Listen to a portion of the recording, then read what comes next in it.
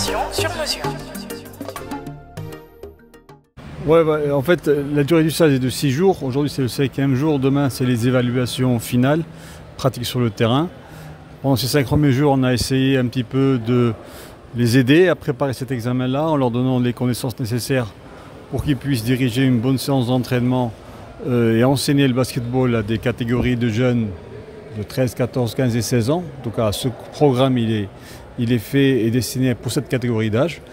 L'ambiance était bonne. On a vu que, certes, on les a peut-être surpris un petit peu avec des nouvelles connaissances et de nouvelles approches qui sont un peu plus modernes, mais c'est le but du stage, hein, c'est de les un petit peu mettre au courant des dernières tendances du basketball.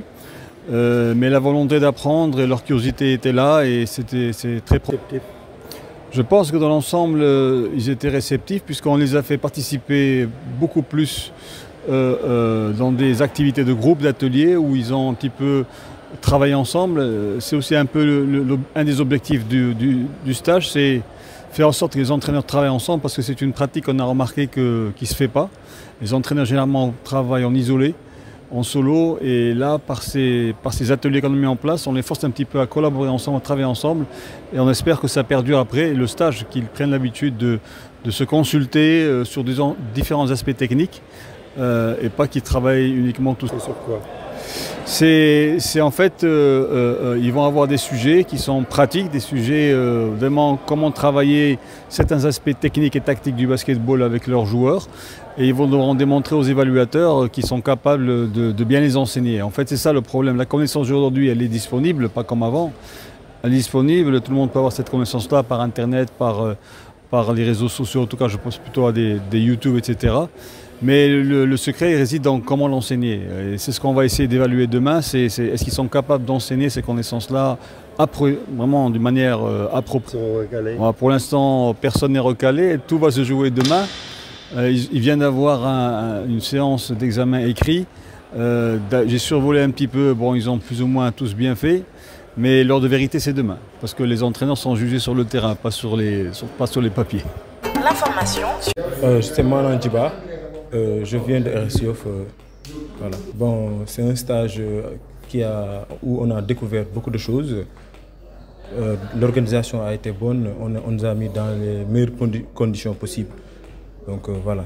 Oui, il y a une grande différence, surtout au niveau de la méthodologie d'entraînement, au niveau de l'approche de l'entraînement, il y a une grande différence.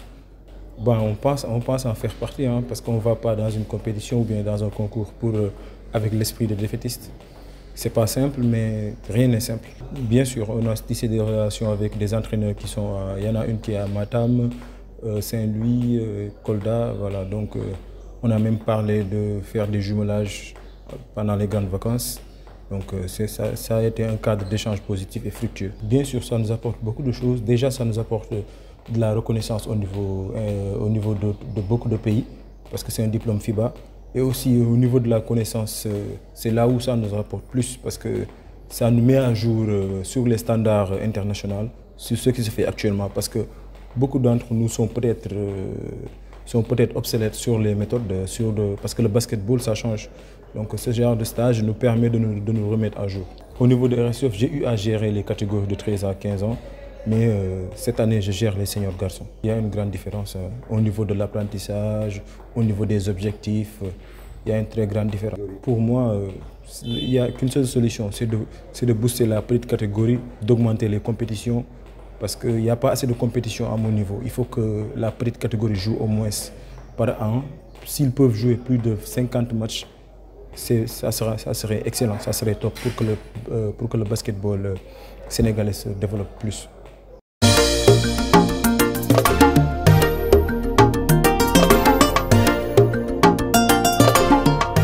Dakar 24 Info, l'information sur mesure.